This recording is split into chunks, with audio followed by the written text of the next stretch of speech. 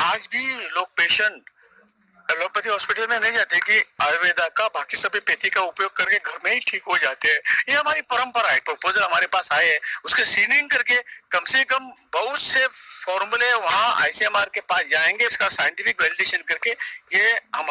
इस corona virus के ऊपर यूज करने के लिए निश्चित तौर से जल्दी से जल्दी। देखिए, आज का दिन बहुत महत्वपूर्ण है। जिस प्रकार से कोविड 19 के प्रति सारे दुनिया में एक प्रकार की जंग छिड़ी हुई है और उसके कारण सारी दुनिया तकलीफ में है। ऐसे में भारत में एक ऐतिहासिक काम शुरू हुआ है। भारत का आयुष मंत्रालय, भारत का स्वास्थ्य मंत्रालय, भारत के विज्ञान और प्रौद्योगिकी मंत्रालय के अंतर्गत CSIR और इन तीनों संस्थाओं को मिलाकर इनको ICMR के टेक्निकल सपोर्ट के साथ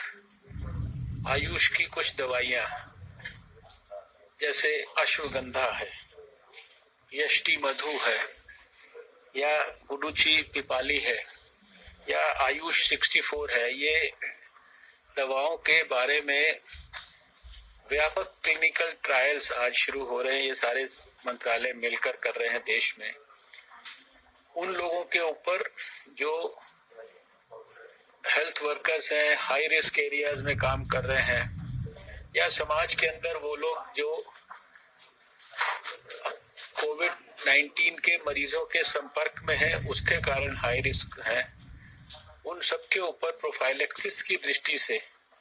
दवाइयों का क्या रोल हो सकता है, या इन दवाइयों का कोविड बीमारी के खिलाफ लड़ने में क्या के मिलने के बाद ये पहला अवसर है जब हम आयुर्वेद को मॉडर्न तरीकों से उसके क्लिनिकल ट्रायल्स ऐसे समय में प्रारंभ कर रहे हैं जब दुनिया के सामने एक कोविड-19 नाम की क्रांति सामने आ रही है। एक चिकित्सक के रूप में, चाहे वहाँ एलोपैथिक हो या आयुर्वेदिक, किस प्रकार हम इस रिसर्च कार्य में पार्टिसिपेट कर सकते हैं,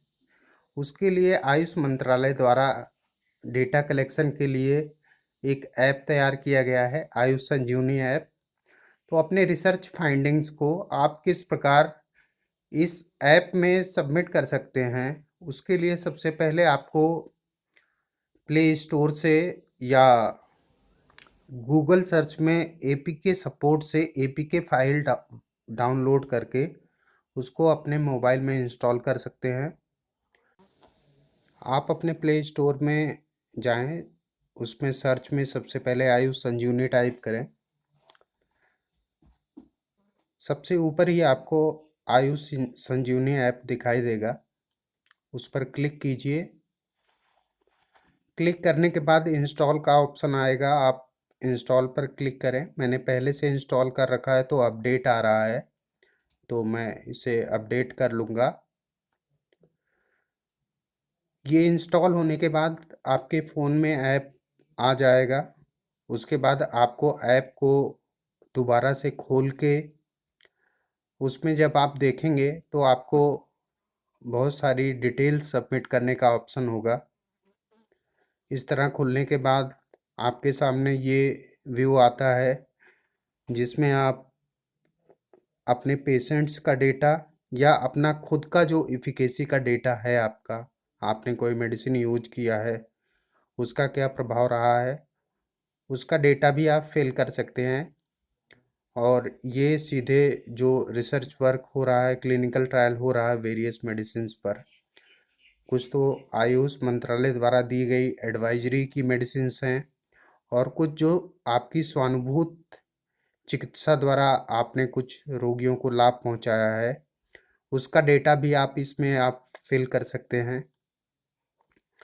तो उसके लिए आपको कुछ डिटेल्स हैं, जैसे आपका नाम है, किस जगह आप चिकित्सक हैं,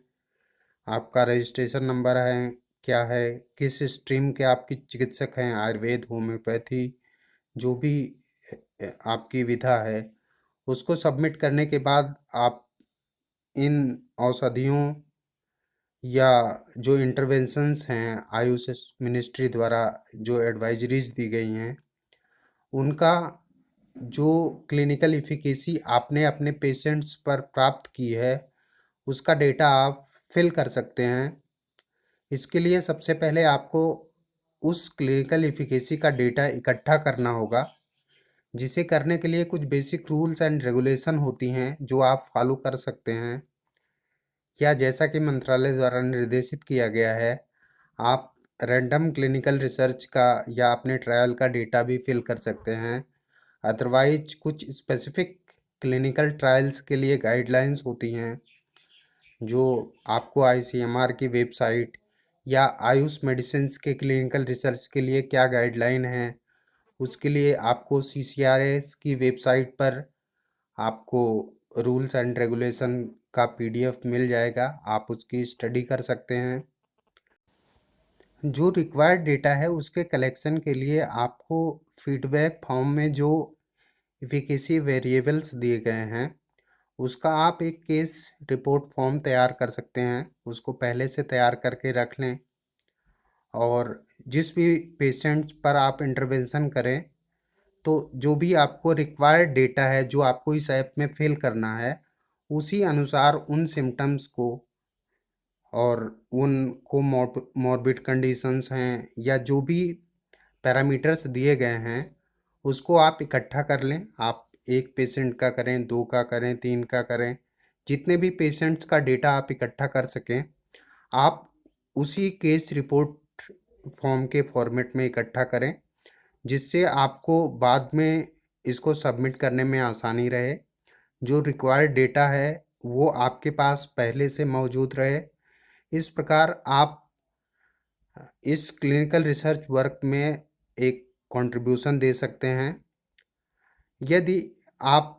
व्यक्तिगत रूप से जो आपको चिकित्सा लाभ हुआ है उसका भी डेटा फिल करना चाहते हैं तो आप सेल्फ कॉलम में जाके उसमें जिस भी इंटरवेंशन को आपने यूज किया है, जितने दिन तक यूज किया है और जो आपको क्लिनिकल लाभ, लाक्षणिक लाभ मिला है या इन पैरामीटर्स के अनुसार जो आपको लाभ मिला है उसका डेटा आप फिल कर सकते हैं। साथ ही आपने कोई अपना खुद का इंटरवेंशन या खुद का आपने प्रोप्राइटरी मेडिसिन कोई यूज की है या आपने स्वानुभूत चिकित्सा आपने कोई यूज की है और उससे चिकित्सकों पेशेंट्स को लाभ हुआ है और उसका डेटा भी आपने कलेक्ट किया है, क्लिनिकल इफिकेसी डेटा, तो आप उस डेटा को भी आप इस ऐप के माध्यम से मंत्रालय तक या रिसर्च ऑर्गेनाइजेशन तक पहुंचा सकते हैं। इस प्रकार being a medical professional Ayurveda को किस प्रकार से वैज्ञानिक रूप से विश्व स्तर पर स्थापित किया जा सकता है उसमें एक सामान्य चिकित्सक के रूप में भी हम अपना बहुत ही महत्वपूर्ण योगदान दे सकते हैं। इसलिए एक चिकित्सक के साथ में एक रिसर्चर भी बनने का प्रयास करें। उससे रिलेटेड जो भी गाइडलाइंस हैं, जो भी रूल्स एंड रेगुलेशंस हैं उसका अध्ययन करें। और सिर्फ इसी कोविड-19 पेंडेमिक में ही नहीं, इसके बाद भी आप अपने चिकित्सालय पर विभिन्न प्रकार की आयुर्वेदिक औषधियों जिसका आप निरंतर रोगियों को लाभ प्रदान कर रहे हैं उस पर ऑथेंटिक ट्रायल कर आप उस रिसर्च डेटा को पब्लिश भी करा सकते हैं। तो किस प्रकार से हम अपना महत्वपूर्ण योगदान आयुष मंत्रालय और साथ ही भारत सरकार के स्वास्थ्य मंत्रालय और एपेक्स जो रिसर्च की संस्थाएं या मेडिकल की संस्थाएं हैं उनके इस साइंटिफिक वैलिडेशन, आयुर्वेद के साइंटिफिक वैलिडेशन के प्रयास में हम अपना योगदान दे सकते हैं।